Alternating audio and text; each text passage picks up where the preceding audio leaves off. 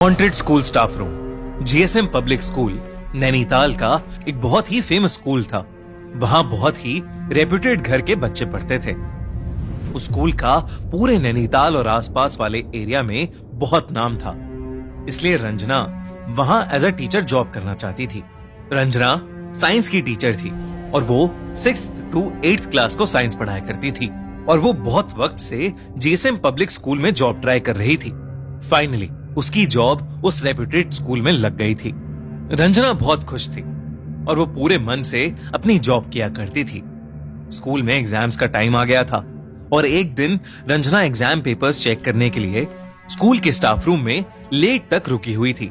उसने अपने पेरेंट्स को बताया था कि वो स्कूल से लेट आने वाली थी। मगर चिंता की बात तो तब हुई जब रात के 11 बज गए और रंजना का कुछ अता पता नहीं चला।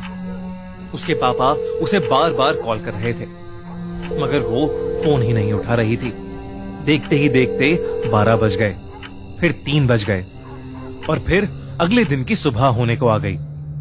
रंजना के पेरेंट्स बहुत परेशान हो गए थे, इसलिए उसके पापा तुरंत स्कूल के लिए निकल गए मगर स्कूल के गेट पर ताला लगा था।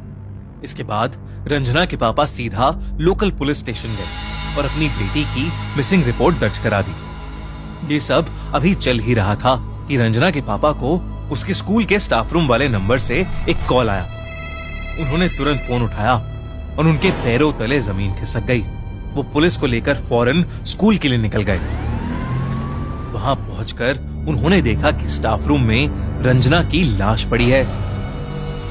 उसके सर पर गहरी चोट लगी हुई थी और शरीर पर ढेर सारे चोट के निशान थे।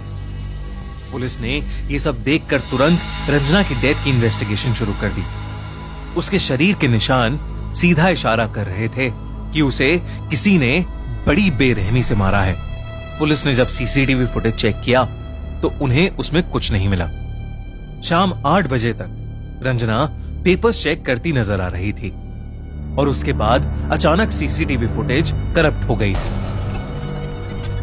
ये केस पूरे नैनीताल में फेमस हो गया और जीएसएम पब्लिक स्कूल काफी चर्चा में रहने लगा। स्कूल की प्रिंसिपल को यह बात बिल्कुल पसंद नहीं आ रही थी कि उसकी स्कूल की रेपुटेशन खराब हो रही है। इसलिए उसने पुलिस इन्वेस्टिगेटर अजय को बार बार स्कूल में आने से मना कर दिया। अजय ने केस के बारे में खूब इन्वेस्टिगेट किया मगर उसे कुछ समझ ही नहीं आ रहा था कि आखिर रंजना का मर्डर हुआ कैसे और क्यों। उस स्कूल के सामने एक चाय और स्नैक्स की दुकान भी थी जहां एक बूढ़ी अम्मा सफाई का काम किया करती थी। एक बार अजय जब वहां पर चाय पी रहा था तो वो बूढ़ी अम्मा अचानक से बोल पड़ी कि उस स्कूल में भूत है और उस भूत ने ही उस टीचर को मारा है। ये सुनकर पहले तो अजय हंस पड़ा लेकिन फिर कुछ देर बाद उसने सोचा कि वो एक बार रात में जाके स्टाफ रूम चेक करके ही क्यों ना आ जाए। इसलिए एक शाम स्कूल बंद होने के बाद अजय गार्ड से स्कूल खुलवाकर चुपचाप स्टाफ रूम में इन्वेस्टिगेट करने चला गया। स्टाफ रूम में जाते ही उसको कुछ अजीब सा महसूस होने लगा। अचानक ही स्टाफ रूम का टेम्परेचर ठंडा पड़ गया था। अजय ने स्टाफ रूम को अंदर से बंद किया और फिर इन्वेस्टिगेट करने लगा। उसने रंजना का लॉकर खोला और डॉक्यूमेंट्स देखने लगा। तभी स्टाफ रूम की सारी लाइट्स फ्लिकर करने लगी। अजय ने ट्यूबलाइट थोड़ी घुमाई ताकि लाइट फ्लिकर होनी बंद हो जाए और वो जलबुझ बंद भी हो गई। इन सब पे ध्यान न देता हुआ अजय दोबारा अपना काम करने लगा कि तभी रूम में लगी ट्यूबलाइट ब्लास्ट हो गई और पूरे स्टाफ रूम में अंधेरा छा गया। अजय ने इस बात को ज्यादा सीरियसली नहीं लिया और सभी पेपर्स उठाकर रूम से बाहर जाने लगा मगर स्टाफ रूम का दरवाजा अब खुल ही नहीं रहा था। उसने दरवाजा खोलने की बहुत कोशिश की मगर वो खुल ही नहीं रहा था। तभी अजय को अपने पीछे से किसी औरत के रोने की आवाज आई। वो पलटा और उसका दिल बुरी तरह दहल गया। एक औरत दीवार की तरफ मुंह करके जमीन पर बैठी रो रही थी। अजय की धड़कनें ये देखकर बहुत तेज हो गई थीं, क्योंकि पूरे स्कूल में उसके अलावा कोई था ही नहीं। वो पूरी जान लगाकर दोबारा दरवाजा खोलने की कोशिश में लग गया मगर अगले ही सेकंड वो बर्फ सा वहीं जम गया। वो धीरे से मुड़ा तो उसने देखा कि वो औरत ठीक उसके पीछे छत से उल्टी लटकी हुई है। जब उसने ध्यान से उसका चेहरा देखा तो उसकी आंखें फटी की फटी रह गईं। वो औरत कोई और नहीं बल्कि रंजना ही थी। उसकी आत्मा उसी स्टाफ रूम में कैद थी। देखते ही देखते रंजना की आत्मा छत से ही फ्लोट करते हुए उसी कोने में चली गई जहां वो बैठकर रो रही थी। उसने जैसे ही रंजना की आंख में आंख मिलाई, रंजना जोर से चिल्लाई और फिर हवा में कहीं गायब हो गई। अजय उस कोने की तरफ गया तो उसने देखा कि स्टाफ रूम की वो दीवार लकड़ी से बनी थी, जबकि बाकी दीवारें सीमेंट से बनी थीं। अजय ने तुरंत वो दीवार तोड़ दी। जो उसने वहां देखा वैसा कुछ उसने आज तक कभी नहीं देखा था। उस दीवार के अंदर इंसानी हड्डियां पड़ी थीं।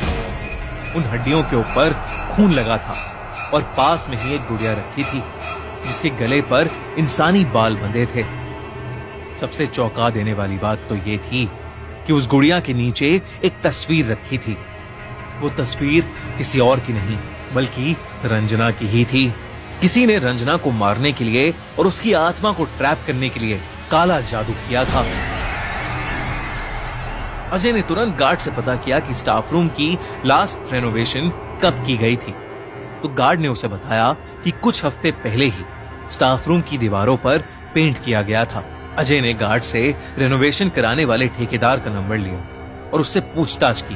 पूछताछ में पता चला कि रेनोवेशन का ऑर्डर तो प्रिंसिपल ने दिया था, मगर जीएसएम पब्लिक स्कूल के साइंस टीचर अनिक घोष काम के बीच में बहुत बार स्टाफ रूम में आया करते थे। एक दिन वो ही प्रिंसिपल से साइन डॉक्यूमेंट लाए जिसमें लिखा था कि स्टाफ रूम की एक दीवार को लकड़ी का बनाया जाए। इंस्पेक्टर अजय ने तुरंत अनीक को अरेस्ट कर लिया।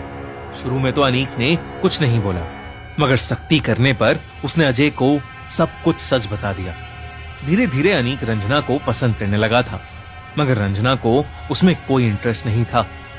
धीरे धीरे अनीक की फीलिंग्स उसके सर पर चढ़ने लगी थीं और वो रंजना के पीछे हाथ धोकर पड़ गया था। एक दिन जब उसने देखा कि रंजना किसी दूसरे लड़के से हंस खेल कर बात कर रही है तो अनीक गुस्से से पागल हो गया। जिस दिन रंजना स्कूल में देर तक रुकी थी, उस दिन छुट्टी के बाद अनीक भी स्कूल में छुपा बैठा था। वो स्टाफ रूम में गया और रंजना से जबरदस्ती करने लगा। रंजना ने अपने बचाव में अनीक को धक्का मारा, मगर अनीक को बहुत तेज गुस्सा आ गया और उसने रंजना का सर टेबल के कोने पर दे मारा। रंजना की वहीं मौत हो गई।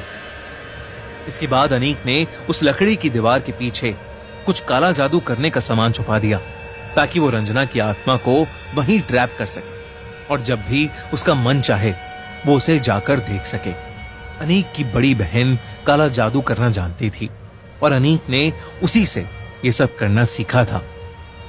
अनीक के खिलाफ एक सॉलिड केस बनाया गया और कोर्ट द्वारा उसे उम्र कैद की सजा सुनाई गई। जीएसएम पब्लिक स्कूल के उस स्टाफ रूम को हमेशा के लिए बंद कर दिया गया, मगर आज भी कई स्टूडेंट्स और टीचर्स ये दावा करते हैं कि उस स्टाफ रूम से आज भी किसी औरत के रोने की आवाज आती है। आपको क्या लगता है, क्या रंजना की आत्मा अभी तक उस स्टाफ रूम में कैद है?